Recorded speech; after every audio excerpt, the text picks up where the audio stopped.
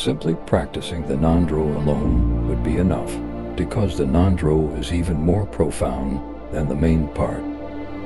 The person who sincerely goes through the 4 times 100,000 practices will purify physical misdeeds by means of bowing down, verbal misdeeds by means of the Vajrasattva mantra, mental misdeeds by means of the mandala offerings, and their combination by means of guru yoga.